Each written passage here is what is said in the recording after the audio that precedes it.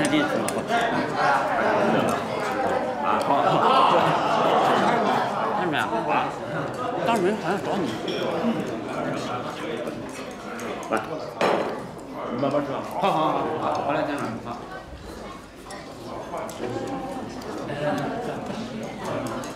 哎，咋了？刚才都是偏寒川，声音太大没听见。开心的很啊！吃饱了，笑美了。我以为你走了呢。没吃，我给你弄点去。不用。吃饱了。啊，又跟你老婆闹气了。吴娟啊，我发现你出去学习了一圈，回来以后人可都变了，我都认不出你了。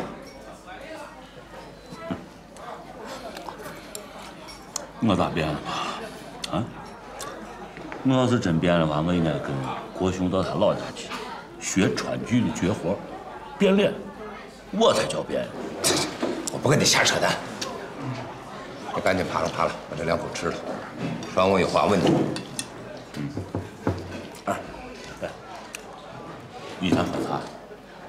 这是石宽刚刚给我的西湖龙井，你品品，是不是上品？我不喝，要喝你自己喝。冯世宽2瓶干树叶子就把你给收买了，啊，连真话都不敢说了。我怎么被他收买了？小军啊，前2天我去了趟厚德的公社，老百姓的日子快过不下去了。可你看看咱们县镇工作安排，大扫除、贴标语、送衣服、送白面，欺上瞒下、弄虚作假、鬼鬼祟祟、遮遮掩掩的。高老师想看这种歌舞升平，一派大好的假象啊！这是你们县常委定的，我没有办法呀。哎，你们县常委，你不是常委成员啊？你反对，当然不一样。你反对，咱们是2票，等于跟你是亲戚。他见你反对，不好跟你过不去吧？这样的话，冯世宽的决议就可能被否决。你不了解邓云，邓云是有主见的，在这个问题上，邓云绝对不会因为我改变他的立场。那你的立场，你的党性原则，胡军啊，说实话，我是最不愿意提起关于你跟冯世宽的事儿，可我就不信了，这事儿对你打击再大，能把你优良品质全打光，把你实事求是的工作态度都打没了吗？你忽略了一点，咱们现在是不一样的。我这个革委会副主任被架空了，下乡学习，这是不待见的高了。上级分配的任务，你的意思是，你只管执行命令，其他的都不管？我还没有想好，我也不能确定。但是如果表态不能起到作用的话，那就先别硬碰硬。还有很多方法可以用，还有很多事情可以做。你这话有点品不过味儿来呀。上午我是不是跟国雄建议说，高老来这儿吃饭，绝不想吃大鱼大肉，给他们准备一点本地的小吃啊？是你说了，可国雄没同意啊。我刚才到后厨去了，我跟他们交代了，让他们备点本地小吃。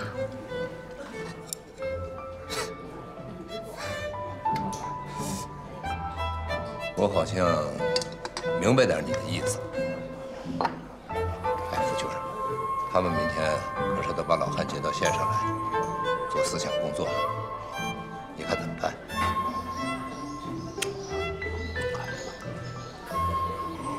看着办。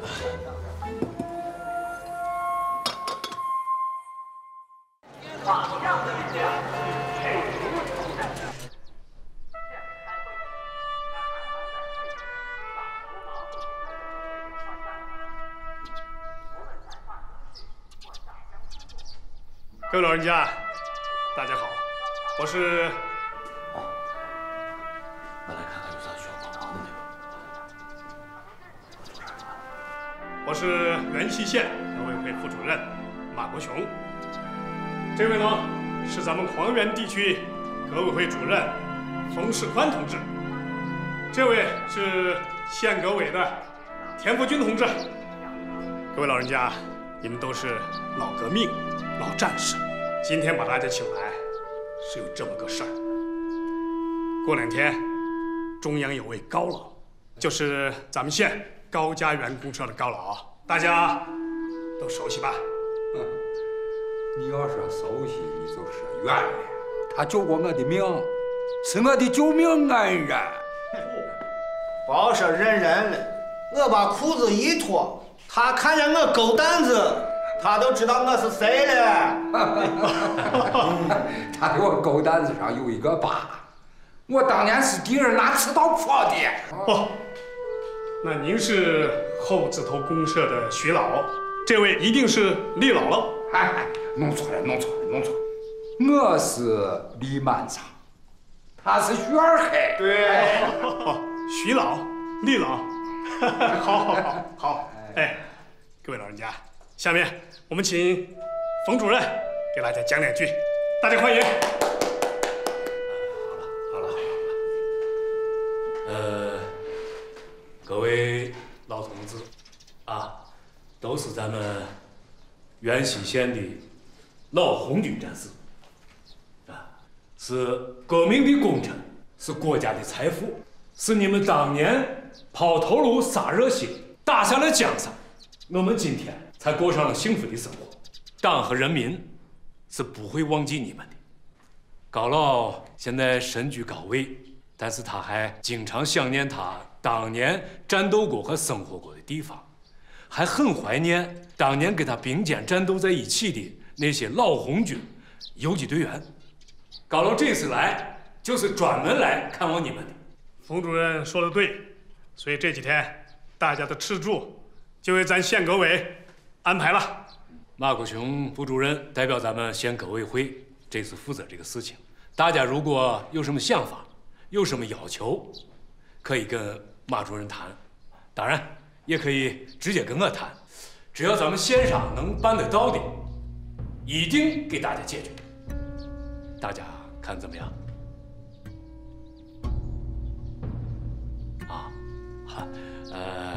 那好，现在请马主任给大家详细谈一谈。我还有一些事情要处理，我先走一步。祝大家吃好、喝好、和高老、续好友情。好，马主任，坐啊。哎，夫君，坐这来。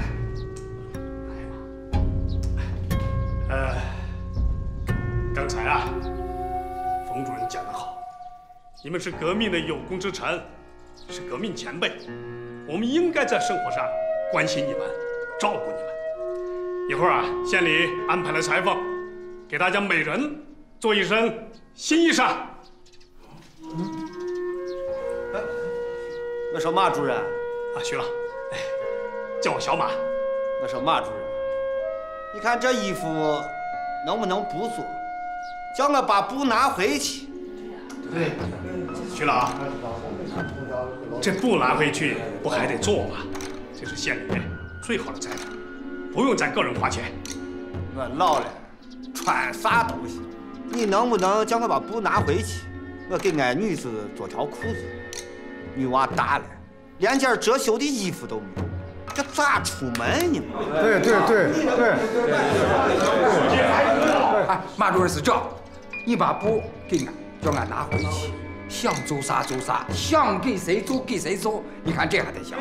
你看你还弄这事情，你给俺走了，俺老了俺穿啥不行？肃静一下啊！大家肃静一下。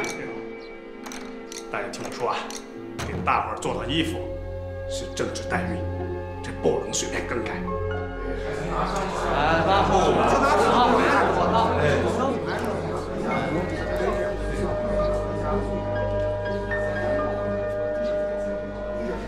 其实我觉得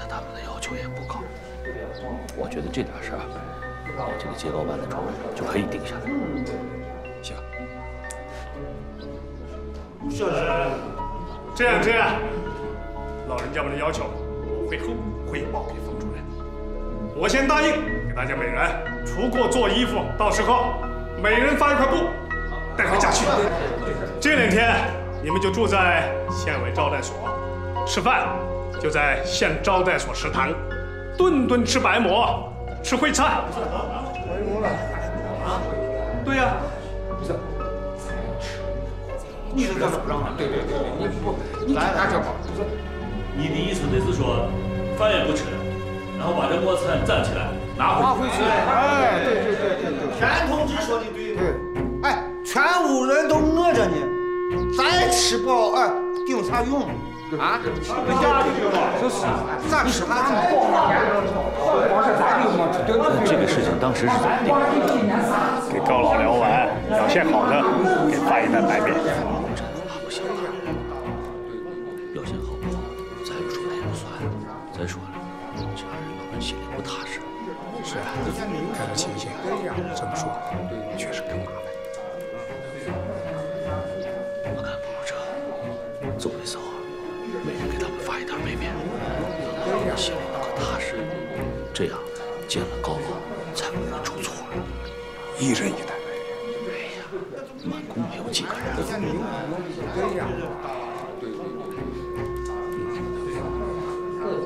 哎，这个问题，县领导已经考虑到了。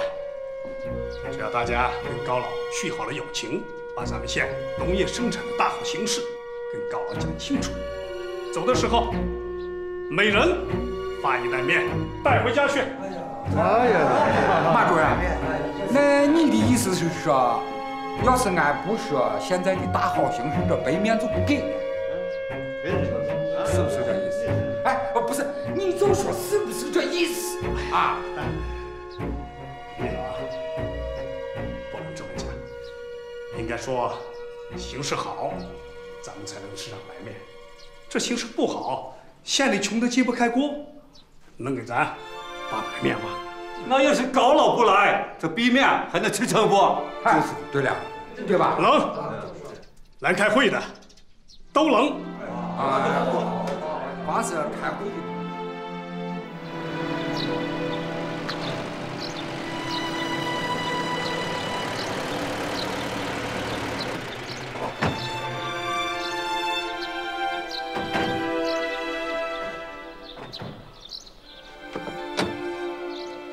高老，这是华谊地区革委会副主任冯世宽同志。哦，高老，路上辛苦了，路上辛苦了。这几位是系革委会副主任。哦，高老，你好，高老，是小田吧？哎呦，高老，你好，你没变，还能认出来？您气色还那么好，跟当年一样啊。当年，没有当年喽，老喽。你们现在才是正当年嘛。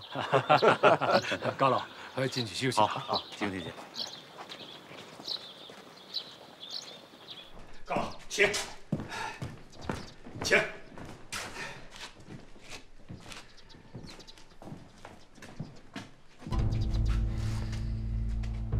是谁让搞这么铺张的酒席？我在黄原早就说过了，饭菜简简单单就好。哎，你们怎么还这么搞呢？这都是我们的责任，冯主任和地区领导都不知情。叫厨房不要做了，这些东西啊全撤下去，换一些便饭就行。便饭？那个厨房准备的主食啊，都是本地的小吃，要不然把这些撤了，上兄弟是吧？那个来人。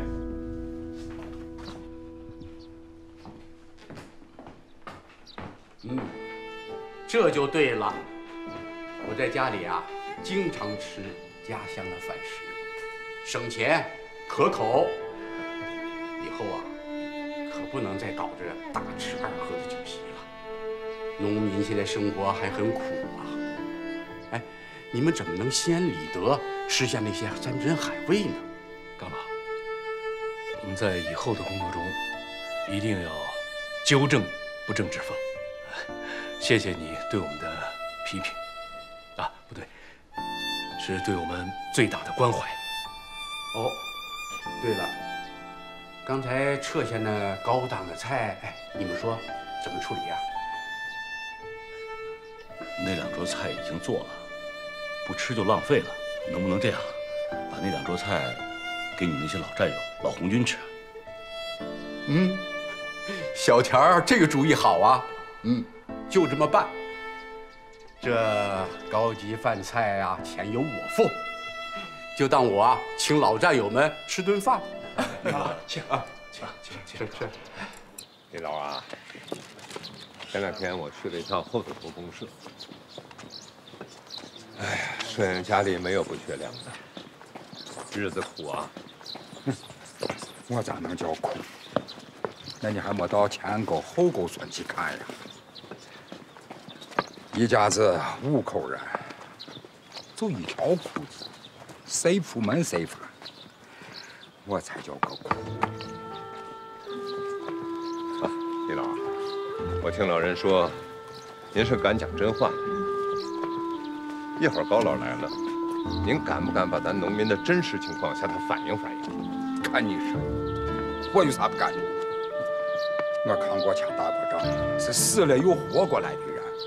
高老问啥我说啥。这一辈子，我还就没混过人。你这个有情节的人，李老，哎，辛苦啊！徐老，那个会议室在里头，你招呼大家进去啊。好，来，蔡主任，往里头走啊，走。冯主任叫你过去讨论一下明天高老下乡的事儿。哦，你跟冯主任说，座谈会马上就开始了，我一会儿过去。冯主任说，座谈会有马主任和张主任在就行了。我知道。哎，有志。哎，你刚才跟李老说了？嗨，我本来就是问一问，可李老说啊，他压根儿就没想隐瞒什么，高老问什么他就说什么。一会儿座谈会开的时候啊，你盯着点，能说就说，不能说别勉强。好，啊。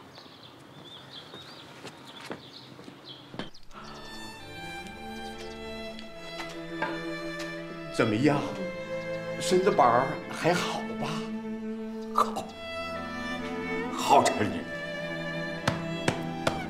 一条还跟石板一样。好，哎，高老，各位老人家，我们坐下啊，坐下慢慢聊，好吗？对，坐，大家都坐下坐啊，好，大家坐啊，请坐，啊，坐下。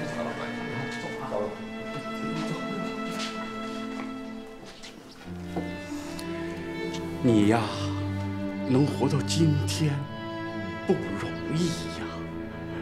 当初你挨敌人穿胸一枪，回来以后你昏迷了3天2夜，我真以为你不行了。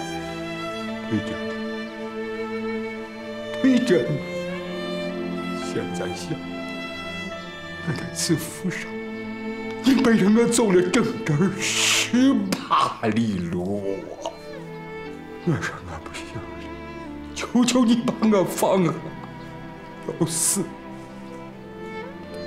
我一个，可说啥你都不肯放啊！开始你看你背着我走，后来背不动了，你就爬。看着你爬的浑身是血，可这心里头啊，我们都是同一个战壕的战友啊，说放下就能放。要是我受伤了，你能放下我一个人不管吗？咱们现在呀，这些人都是战争年代过来的，活到现在不容易。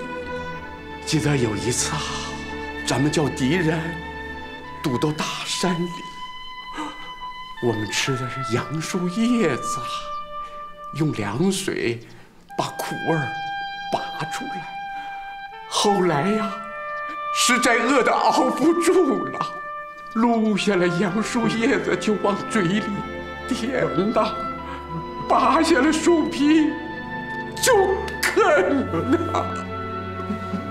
那次我们就饿死了4个战友啊！是，小栓子就是那次被困得饿死的。我们这些人能活到现在不容易呀。好了好了，我们不说这些了，你们就跟我说说，你们现在都生活的怎么样？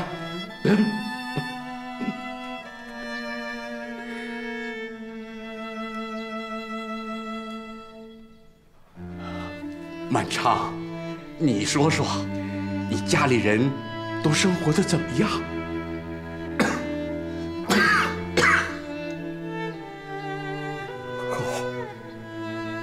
好，家里都好着呢，放心，放心。你们大家都说说，你们过得好吗？好着呢，好着呢，好着呢，好。刚才会面的场景，在张有志的脑子里久久挥之不去，他心里乱得很，实在不知道该怎么办。他不想这样自欺欺人，可事情似乎看来别无选择，但又没有可折中的解决办法。他无计可施，多想有个人来帮帮他呀。高老、李老，还有那些老人们都哭成一团，难过的不成个样子。都是40年没见的老战友了。李老说，他没忘记说实话。他说他明白，那天在会议上，你为他们每个人都争取了布匹和白面。他不是为了那些东西，那些东西他都可以不要。他是看高老一大把年纪，身子骨也不是那么硬了，怕他跟着难受。说假话，比让这些老人说真话还难，还委屈他们。明天安排高老去石河节和柳岔，行程都是经过周密安排的。高老这次想到农村了解些实际情况，看来是要白跑一趟了。按计划，我跟高老一个车。福军儿，你是不是有什么新的计划？我没什么新计划，我的计划是一切遵从高老的意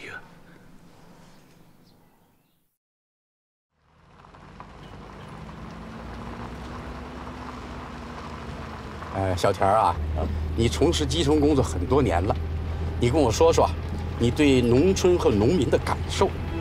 对了，可别给我汇报工作，3言2语，越简单越好。场面上的话，已经有人给我汇报过了，我现在是一句都不想听。穷，什么意思？农村穷，农民穷，日子穷，就一个字儿啊，穷。这也太简单点了吧？哎，能不能再说的详细一点？这还真不好说。你是不是在我面前不想说实话呀？高老，我说了穷，还不够说实话。那倒是，在元溪县领导里啊，我还是第一次听到这个“穷”字。高老，你前面有一个双水村，不是日程安排的，你要不要顺道去看看双水村？好啊，那我们就去双水村。马主任，您放心，临街上门检查，我又不是1回2回了，会出错的。我实话跟你说，我这几天连觉都睡不好，生怕出啥纰漏。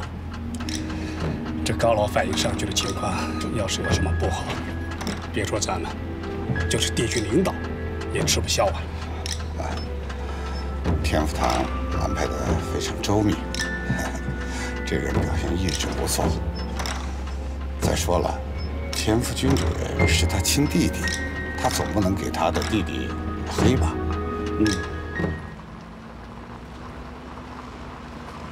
小田啊，你到我家里吃过一顿饭，哎，你还记得不？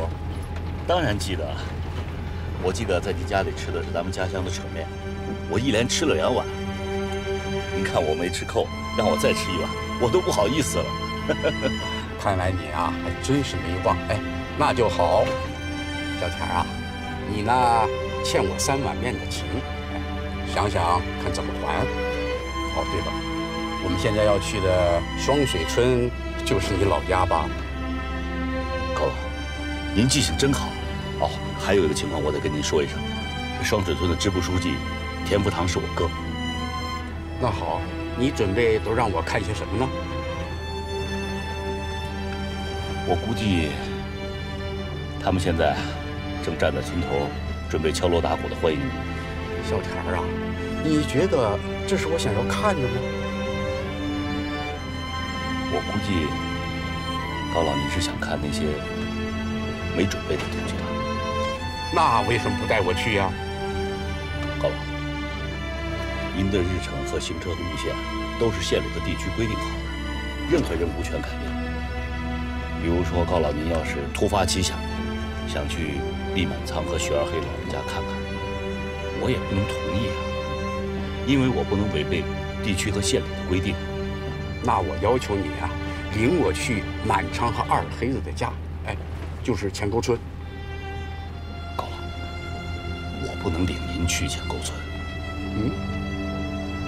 我接到地区的任务是陪同您老调研，不是领您调研，所以您要是去钱沟村的话，我只能陪同您去，不能领您去钱沟村。那好啊，你就陪我去钱沟村。哎，对了，你想想，怎么能甩掉前边后边那2辆车？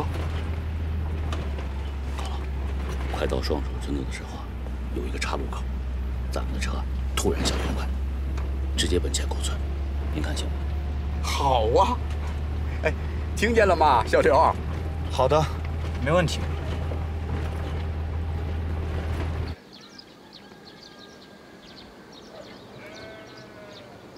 哎，全部来了就使劲吵啊！我都热吃一下啊！来，起！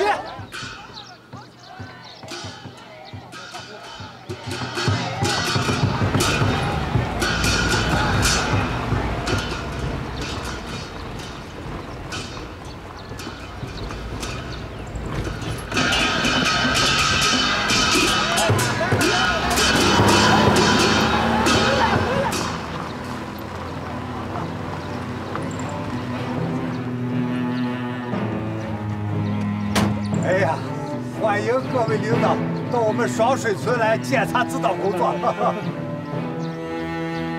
哎，看我车，刚才有个车往那边开了，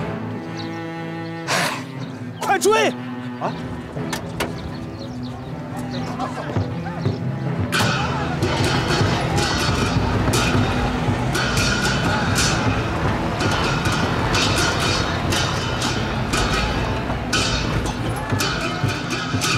少安随着车子离开的方向走了，他太知道田福军要往哪里去了。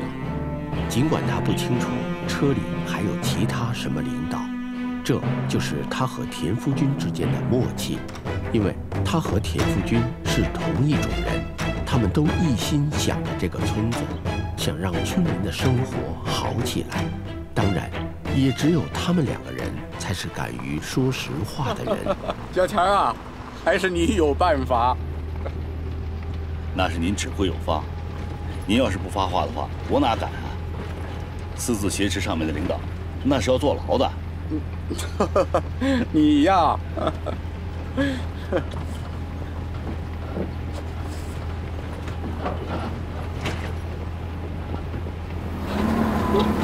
车快，上车啊！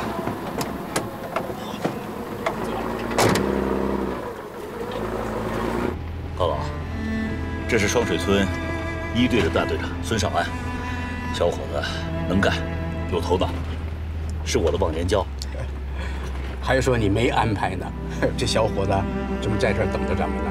是这，大领导，我刚才看见你们这个车到了村口，我心里实在是憋不住了，我必须当着你的面拆穿他们。知道你要来嘛？那村里的领导说，这你来了肯定要到普通的农户家去走一走，去看一下大的。就特意安排我和我朋友秀莲搬到了我们村条件最好的人家去，那不是我家，还让那个妇联主任假装扮我妈。那村里的人都知道我妈死了多少年了，还给了我们2斤白面，说是你来了给你做一顿扯面吃，说是现在日子过好了，家家都有白面吃。你说我们连个黑面馍现在都吃不饱，真的。那你还知道都做了些什么文章？一并给我说说。好，还有让那个罐子村和石河街村把他们村里面那个大牲畜全迁到我们1队这个饲养处，说是要给你造成一个牛马成群的假象，都是假的。我那次还跟其他的村都接了主，每户都圈养了1头猪。是吗？这个双水村的支书啊，是我哥田福堂。我不是说你哥，就算不是你田福军的哥，换做任何人也会这样做。一级压一级，下级毁上级。当官的为了捞取政治资本，给自己脸上贴金，把普通老百姓当成什么了？这种浮夸作风，几十年了，依然如故。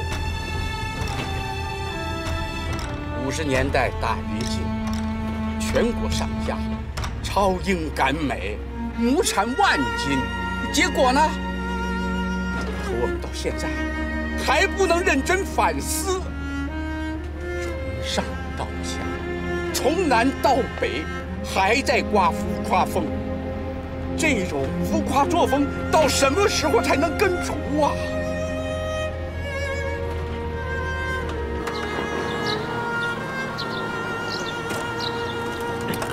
兄弟，哎，站了！啊！第一次坐这个校车，可难受的很啊！你有点出息。你啊，一直朝前开，让他们追你去。那高老啥时候来接你呢？不用管我了，最好啊，让他们跟你转到县城去。是。高老，您这是调虎离山计啊！战争年代的老把戏啊！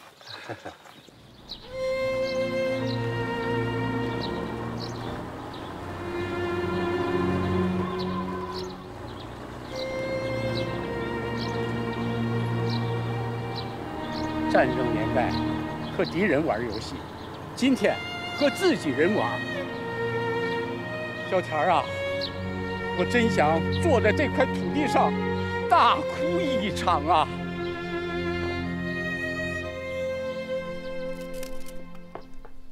哎，你们村队长在哪呢？你是谁啊？双水村孙少安。哦，孙队长。队长，队长。双水村的孙队长来了，找你呢。孙队长来了，哎，孙队长，哎，自己。哦，这前口村队长。你是前口村的队长啊？对，我叫李老三。哦，这次北京来的高老，是来看李满仓老人和徐二黑老人的，你带我们去看一下。哎，行，满仓他屋离得近，咱先到他屋去看，队长。行，先到谁家都一样。哎，请。高老一路辛苦了。咋样，姐姐？还可以。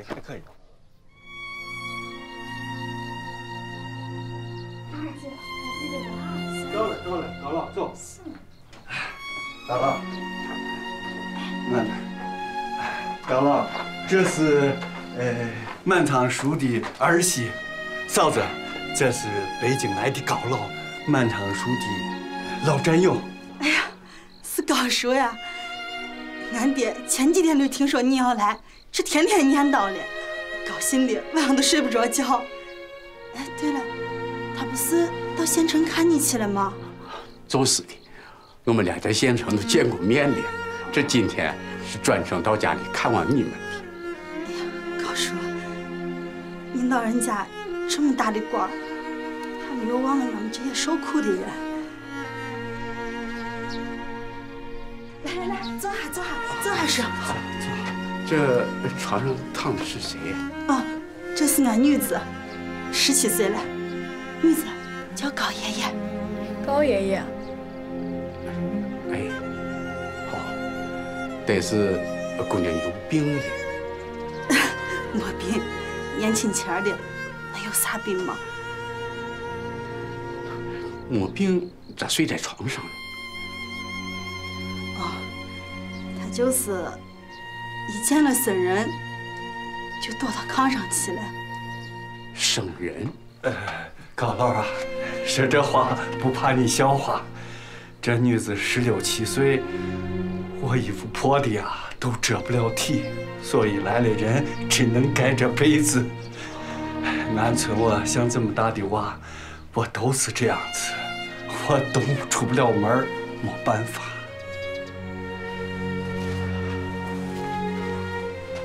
是这，把这衣服给娃留下。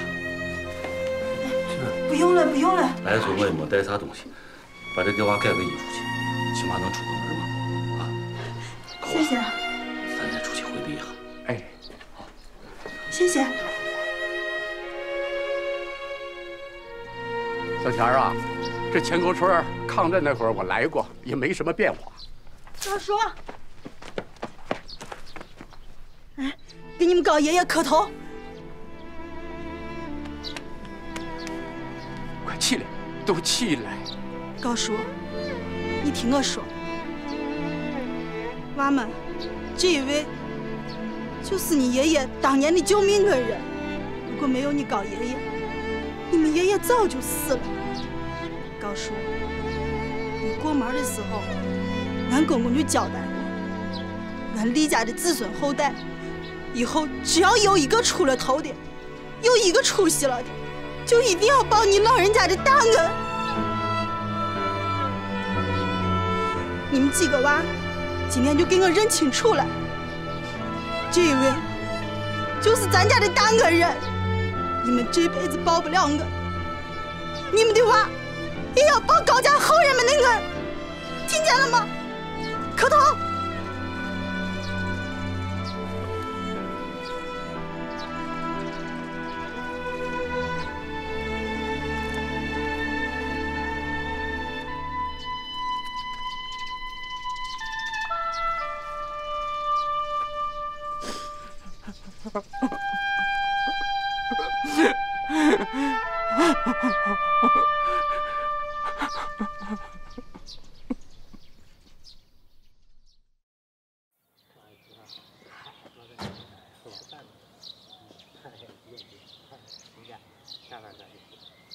这次高老元夕之行，对我们的触动很大，教育很深，啊，我们元夕县，很多方面的工作做得还很不好。比方说，很多村子现在还是缺吃少穿，还很贫穷，啊，我们一定要面对现实找差距，狠批私人帮。坚决贯彻以粮为纲、全面发展的方针，争取3年改变面貌，5年粮食翻译。好，我的发言就先到这里。下面，请高老给咱们做重要指示，欢迎。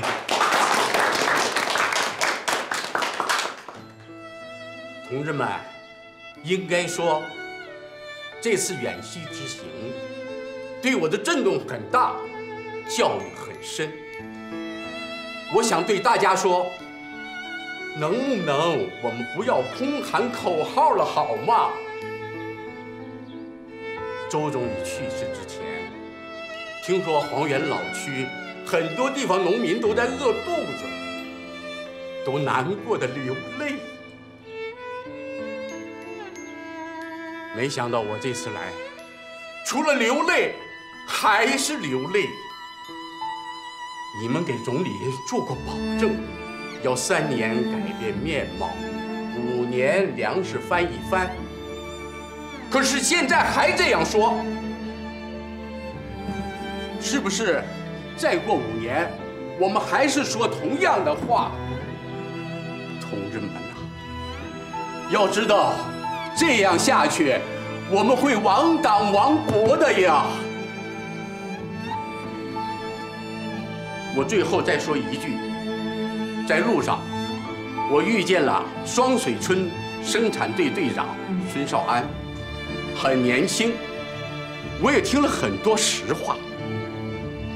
关于生产责任制的问题，等我和中央汇报调研之后再做处理。